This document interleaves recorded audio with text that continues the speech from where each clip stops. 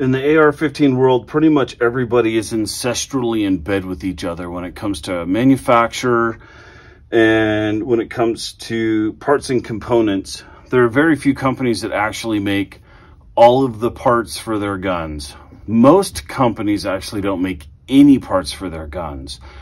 They subcontract out to other companies to make parts for their guns. Sometimes they just purchase them outright. Other times they actually spec them out and have them make them to their specs. It's kind of difficult to figure out who's making what in the AR-15 community. It can be a colossal pain in the ass to figure out who actually made a part. And that comes into the play of what the quality is quite a bit of the time. There are a few companies that do parts and components based on the specs. It's a spec requirement, and they can make really good stuff or they can make really crappy stuff. I've seen some Toolcraft bolt carrier groups that were immaculate. I've also seen some that were just garbage.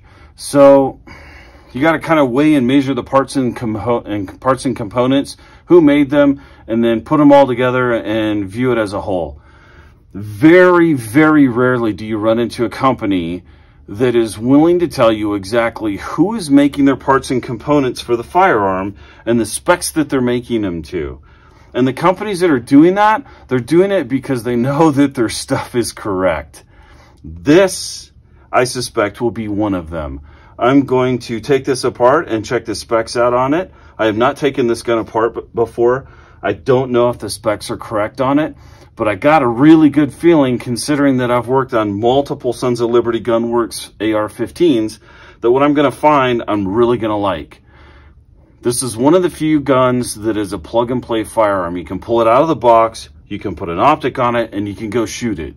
And you don't have to replace a part to make it really, truly functional. Most AR-15s, you have to replace the buffer and the spring right off the bat because they send them with the cheapest stuff possible.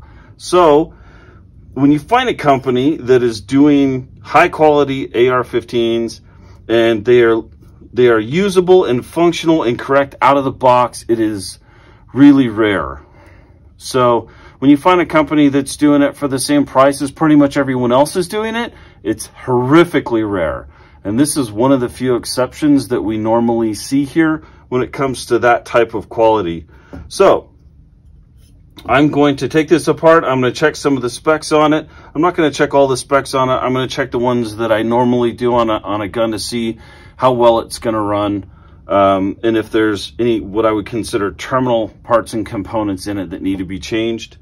I've done this previously in some of my other videos. We're also going to talk about who's making what parts. And I can do that on this one because they already tell us. So I don't have to guess at who's making this stuff. I can look at this gun and tell you all the different parts and components and where they're coming from.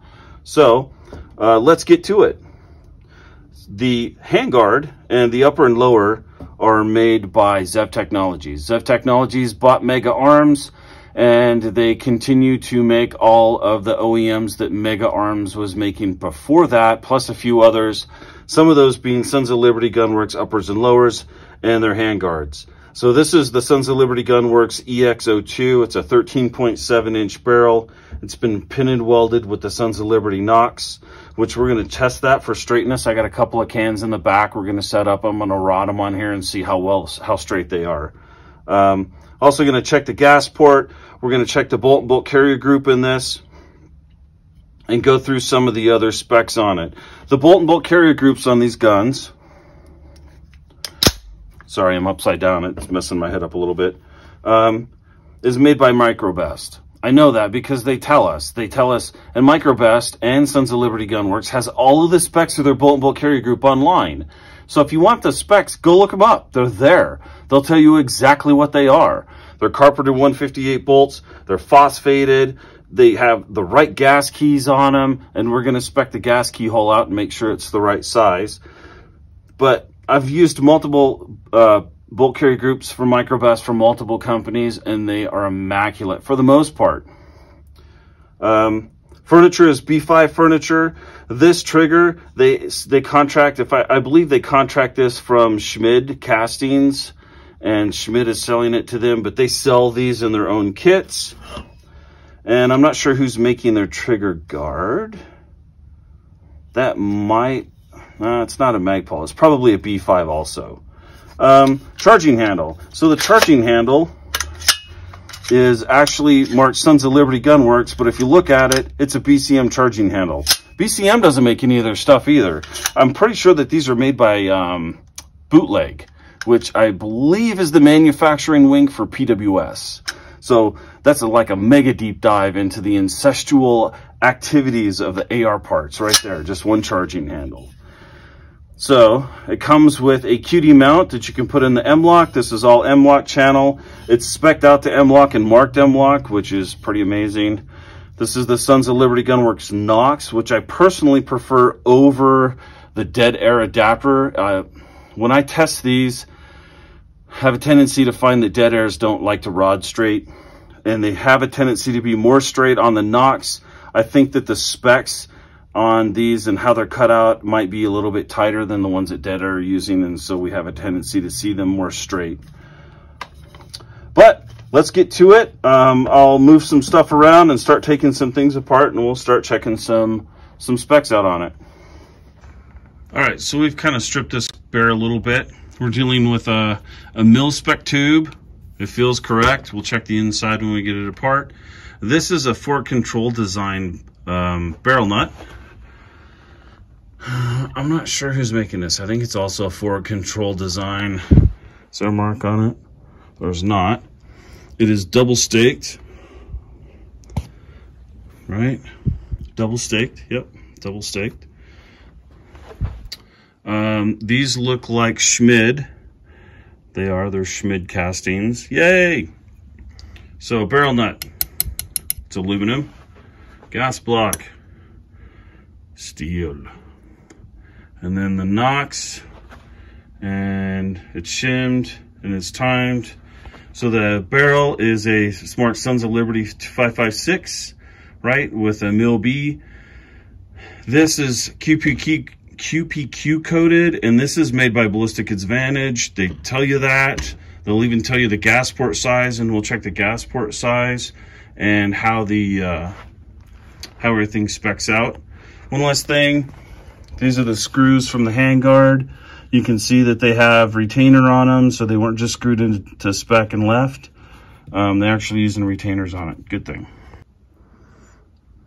So the underside of this barrel has been dimpled, and they are using the correct 10x32 screws that have the knurl socket on the end. Sorry, they have the knurl socket on the end there, which in my opinion is the correct screw to use this. Both of them are using that. You can see that there's good red Loctite in there.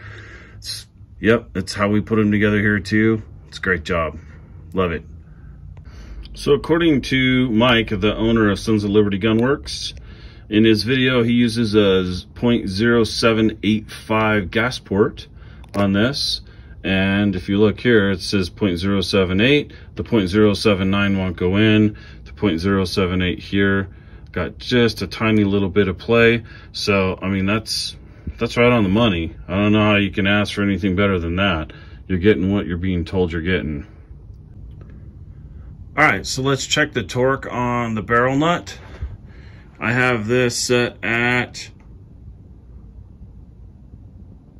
40 foot-pounds, okay? So let's check it real quick. So this is an approximate. I'm never gonna say this is exact, but it's close, okay? So this is at least meeting the minimum. All right, so let me try, oops, sorry.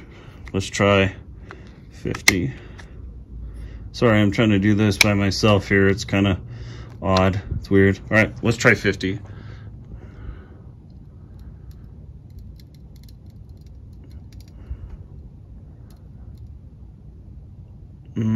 Okay, so it's about at 50, which is well in the middle of your torque spec, and that's where we set ours, is 50 to 55. I absolutely can live with that. I would say it's essentially right on the money. And that is that right there. Aeroshell 64, that's exactly what that is. So these are, I'm not even going to try because I know for a fact that this is a thermal fit upper, which means you have to heat this upper to remove it.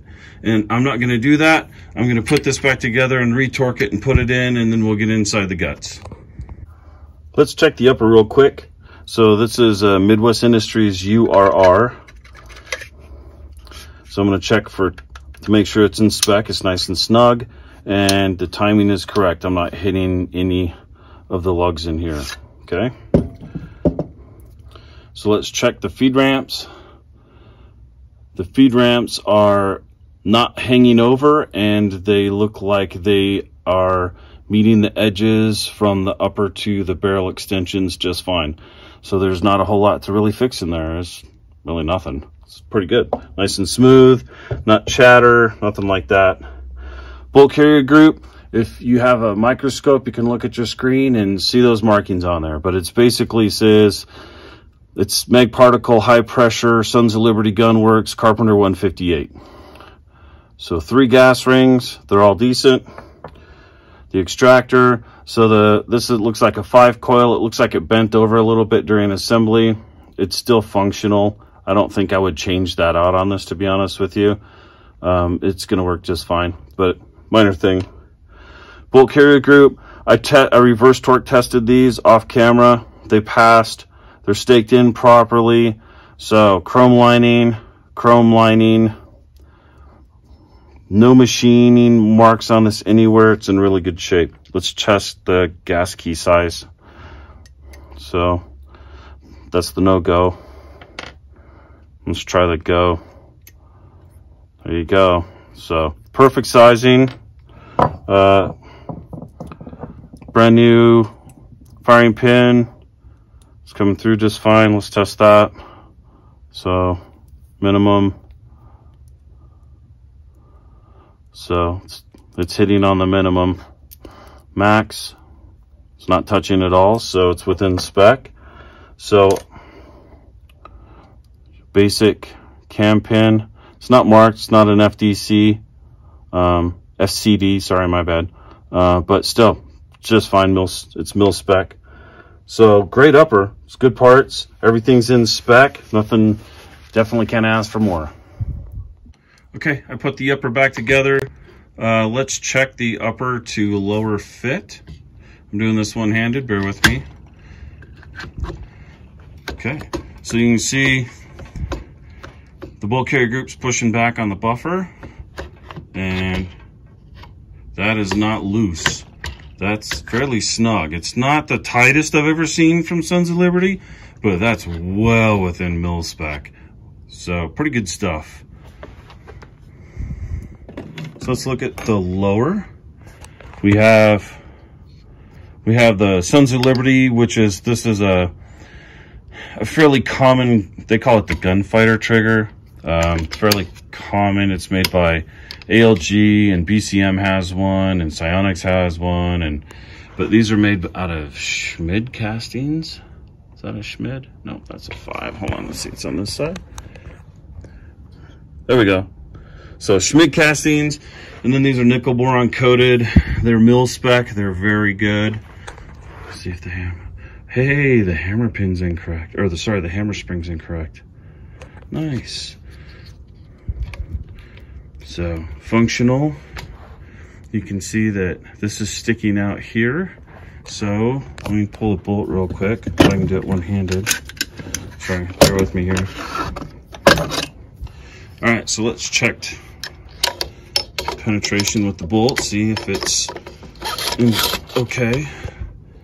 And I don't have a gauge, and if I did, I wouldn't have a third hand, but that's more than enough for them to clear.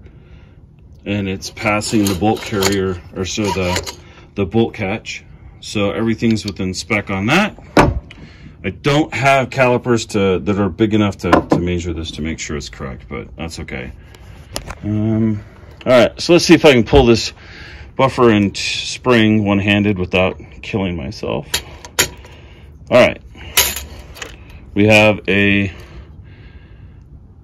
H buffer, mil spec, and we have a spring coat blue spring in a mil spec tube What does it look like in there? It's nice and smooth. I don't feel any rough machining parts on it. It feels like it was dry lubed. Good stuff. So Springco spring, properly buffered with the right buffer weight. Man, that's hard to find in this day and age. It's really tough. All right, so last test, I am going to use a Geisley action rod 556 to test the straightness of this, the nocks. I have 2 dead airs. I have a Salmon L and a Salmon S. I am going to attempt to put these on one-handed and then rod them. Should be interesting. Let's start with the L. Bear with me here if I get weird with the camera. This is all right.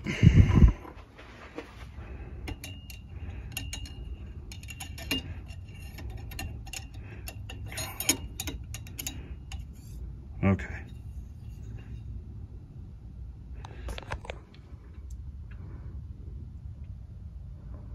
Okay, so that one's not too bad. That's actually pretty good. I typically see that Sandmans are not straight. This one actually is pretty straight. So let's try it with this one. Same thing.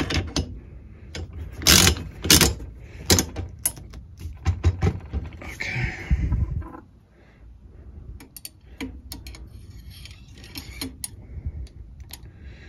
There we go.